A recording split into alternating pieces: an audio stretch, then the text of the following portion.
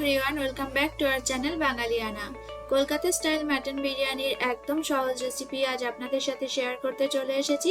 ভীষণই কম সময়ে কিভাবে এভাবে মাটন বিরিয়ানি তৈরি করবেন আর সেটাও হবে ভীষণই টেস্টি। চলুন দেখা যাক। এরকম বিভিন্ন টেস্টি রেসিপি দেখার জন্য ইউটিউবের সার্চ অপশানে গিয়ে বাঙালিয়ানা 2020 লিখুন, তারপর সাবস্ক্রাইব অপশানে গিয়ে অল অপশানটি সিলেক্ট করে বেল আইকনটি ক্লিক করে দিন, তাহলে সমস্ত রেসিপি সমস্ত আপডেট সবার আগে আপনার কাছে পৌঁছে যাবে। প্রথমে একটা কড়াই গরম করে নিয়েছি, তারপর কড়াইতে অ্যাড করে দিচ্ছি হাফ কাপ রিফাইন্ড অয়েল। প্রথমে আমরা বেরেস্তাটা তৈরি করে নিচ্ছি। 3টে বড় সাইজের পেঁয়াজ কুচি অ্যাড করে দিলাম। তেলটা গরম হয়ে যাওয়ার পর এবার একভাবে নাড়াচাড়া করতে থাকতে হবে। আর বেরেস্তাটা তৈরি করা হবে একেবারে মিডিয়াম থেকে হাই ফ্লেমে দিয়ে। বেরেস্তা তৈরি করার সময় কোনো নুন বা চিনি অ্যাড করা যাবে না। দেখুন কালার চলে আসছে, আরো একটু ব্রাউন হলেই আমরা তুলে নেব। খুব বেশি কালচে করে ভাজতে গেলে কিন্তু বেরেস্তা পুড়ে যেতে পারে, কেননা বেরেস্তা তুলে নেওয়ার পরও কালার আসতে থাকে, তাই জন্য খুব বেশি কালচে করে একদমই ভাজার চেষ্টা করবেন না। দেখুন বেরেস্তাটা তৈরি হয়ে গেছে, ভীষণই সুন্দর বেরেস্তা তৈরি হয়েছে আর খুবই ঝরঝরে হয়েছে। আমাদের বিরিয়ানির বেরেস্তা রেডি হয়ে গেছে। এবার মশলাটা রেডি করে নিচ্ছি। একটা তাওয়া গরম করে নিয়েছি, দিয়ে দিচ্ছি সাজিরে, মরিচ, কিছু গোটা গোলমরিচ আর কিছু গোটা গরম মশলা, এলাচ, লবঙ্গ, দারচিনি, বড় এলাচ, স্টার আনিস, 2টো তেজপাতা, সমস্ত কিছু ভালোভাবে ড্রাই রোস্ট করে নিচ্ছি।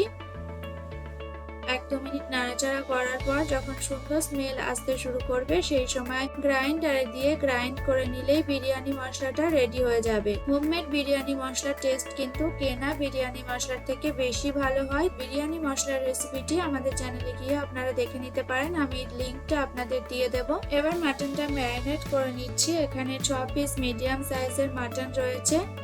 1 টেবিলস্পুন আদা বাটা, 1/2 টেবিলস্পুন রসুন বাটা, 2টো কাঁচা লঙ্কা বাটা, 2 টেবিলস্পুন দই,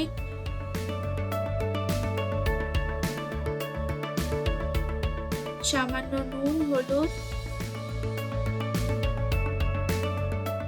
1 টিস্পুন জিরে গুঁড়ো, 1 টিস্পুন লঙ্কা গুঁড়ো, 1 টিস্পুন ধনে গুঁড়ো আর 1 টিস্পুন বিরিয়ানি মশলা দিয়ে দিয়েছি।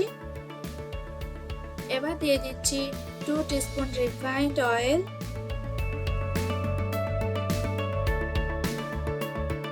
দিয়ে দিচ্ছি ধনে পাতা আর পুদিনা পাতা কুচনো, আর যে বেরেস্তাটা আমরা তৈরি করে রেখেছিলাম সেই বেরেস্তাটা দিয়ে দিচ্ছি 1 মুঠো পরিমাণে। এবার সমস্ত কিছু খুব ভালো করে মিশিয়ে নিচ্ছি। এইভাবে মাটনটা ম্যারিনেট করে অন্তত পক্ষে 1 ঘন্টা রাখতে হবে, তাহলে ভীষণই ভালো টেস্ট হবে। এখানে ডিমটা সেদ্ধ করে রেখেছি আর আলুটাও ভালো করে ধুয়ে এভাবে ডুমো করে কেটে রেখেছি। নুন আর ফুড কালার দিয়ে ভালো করে মেখে নিচ্ছি। আপনারা যদি ফুড কালার না থাকে হলুদ ইউজ করবেন।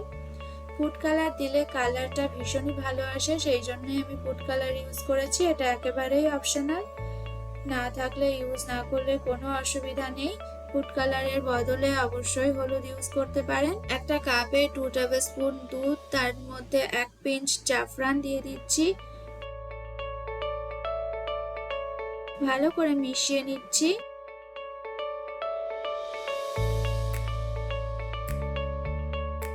এবার অ্যাড করে দিচ্ছি 1 টিস্পুন গোলাপ জল, দিয়ে দিচ্ছি 1 টিস্পুন কেওড়া জল, দিয়ে দিচ্ছি কয়েক ফোঁটা মিঠে আতর। 2-3 ফোঁটার বেশি ইউজ করা যাবে না। সমস্ত কিছু মিশিয়ে ঢেকে রাখলাম, নাহলে গন্ধটা উড়ে যেতে পারে। এবার ভাতটা রেডি করে নেব। যে পাত্রে ভাতটা করব সেখানে জলটা বেশি পরিমাণে দিয়ে গরম করে নিয়েছি। দিয়ে দিয়েছি 1 টিস্পুন রিফাইন্ড অয়েল, 2টো তেজপাতা, কিছু গোটা গরম মশলা, বড় এলাচ, স্টার আনিস।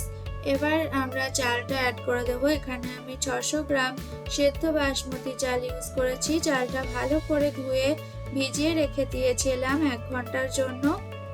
অবশ্যই জলটা ভালো করে ফুটে ওঠার পরেই চালটা অ্যাড করতে হবে। 8 থেকে 10 মিনিটের মধ্যে ভাতটা রেডি হয়ে যাবে। যখন এরকম বড় বড় হয়ে যাবে কিন্তু ফেটে যাবে না, এই মুহূর্তেই ভাতটা নামিয়ে ঠান্ডা করে নেব। ভাতটা রেডি হয়ে গেছে, 80 থেকে 90% পর্যন্ত কুক হয়ে গেছে, পুরোপুরি কুক করা যাবে না।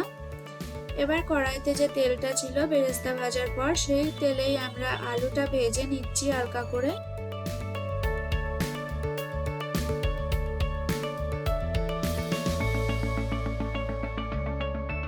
এবার অ্যাড করে দিচ্ছি কিছু গোটা গরম মশলা আর তারপর আমাদের ম্যারিনেট করা মাটনটা অ্যাড করে দিচ্ছি। মিডিয়াম থেকে হাই ফ্লেমে দিয়ে এইভাবে নাড়াচাড়া করে মশলাটা ভালোভাবে কষিয়ে নিতে হবে।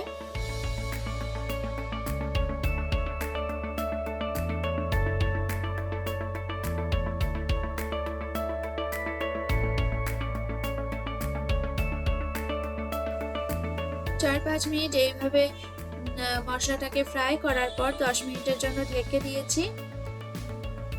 10 মিনিট পর দেখুন কালারটা চেঞ্জ হয়ে গেছে, মশলাটা খুব ভালোভাবে ফ্রাই হয়ে গেছে। মশলাটা ভালোভাবে কষিয়ে নেওয়ার পর আমরা মাটনটাকে প্রেসার কুকারে দিয়ে আর তার মধ্যে আলুগুলো অ্যাড করে দিয়েছি। এবার 2টো হুইসেল দিয়ে নেব। খুব বেশি জল অ্যাড করা যাবে না, কেননা আমরা একেবারেই ঝোল চাই না, একটা ঘন গ্রেভি দরকার। খুব বেশি হুইসেল দিয়ে একেবারেই মাংসটা নরম করে ফেলবেন না, কেননা বিরিয়ানি যখন দমে থাকবে তখন আরো বেশি নরম হয়ে গিয়ে গলে যেতে পারে, সেই জন্য। এবার যে পাত্রে বিরিয়ানি আমরা তৈরি করব সেই বিরিয়ানি হাঁড়িতে প্রথমেই আমরা গ্রেভি সমেত কিছুটা মাটন দিয়ে দিয়েছি, তারপর ভাতের একটা লেয়ার দিয়ে দিয়েছি, তারপর দিয়ে দিয়েছি সেদ্ধ করা ডিম, আবারও মাটন অ্যাড করে দিচ্ছি আর অ্যাড করে দেবো মাটনের গ্রেভি। এভাবে ভাতের আমরা 3টে লেয়ার তৈরি করব।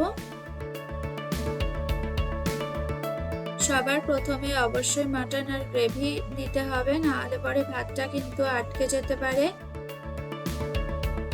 এবার দিয়ে দিচ্ছি স্বাদ মতো নুন, সামান্য বিরিয়ানি মশলা, কিছু বেরেস্তা,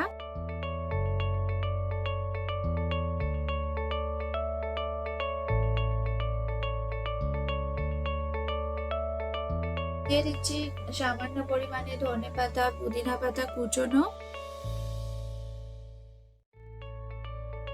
ফুড কালার তৈরি করে নিয়েছি। 2 টিস্পুন জলের ভেতরে 1 পিঞ্চ ফুড কালার দিয়ে ভালো করে মিশিয়ে রেখেছিলাম, সেটা চারপাশে এভাবে ক্রস করে করে দিয়ে দিচ্ছি যাতে সুন্দর কালার আসে।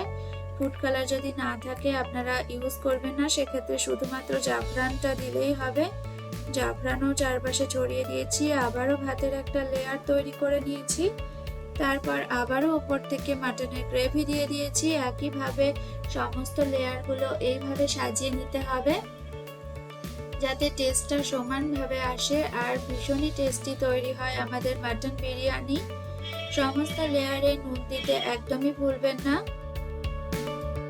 সাথে জাফরান মেশানো দুধটাও চারপাশে ভাবে ছড়িয়ে দিচ্ছি আর ফুড কালারও যাতে সুন্দর কালার আসে।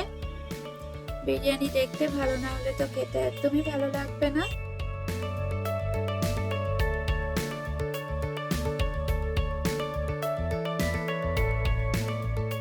আপনারা চাইলে এইভাবে লেয়ারের ভেতরে সামান্য ঘিও অ্যাড করে দিতে পারেন।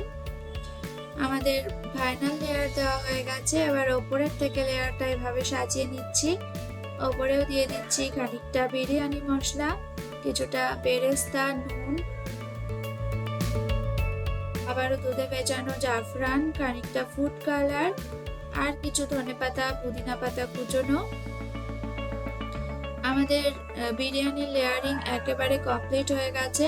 এবার ঢেকে নিয়ে একটা তাওয়া বসিয়ে তাওয়াটা গরম করার পর তার উপর বিরিয়ানির হাঁড়িটা বসিয়ে দেবো। অবশ্যই ভালোভাবে ঢেকে দিতে হবে যেন এয়ার টাইট হয়, সেটা খেয়াল রাখতে হবে। এইভাবে রেখে লো টু মিডিয়াম ফ্লেমে দিয়ে 20 মিনিটের জন্য আমরা দমে রাখবো বিরিয়ানিটা। তারপরেও আধ ঘন্টা স্ট্যান্ডিং টাইমে রাখার পর আপনাদের দেখিয়ে দিচ্ছি আমাদের বিরিয়ানিটা কতটা ভালো তৈরি হয়েছে। ভীষণই ঝরঝরে তৈরি হয়েছে আর মাটনটাও বেশ নরম হয়ে গেছে। ভীষণই tasty Kolkata style mutton biryani একদম রেডি হয়ে গেছে। ভালো লাগলে অবশ্যই লাইক করুন, শেয়ার করুন, কমেন্ট করুন। আর যারা এখনো আমাদের চ্যানেলটিকে সাবস্ক্রাইব করেনি প্লিজ তাড়াতাড়ি আমাদের চ্যানেলটিকে সাবস্ক্রাইব করে দিন। আমাদের সাথে থাকুন, ভালো থাকুন, সুস্থ থাকুন। Thank you.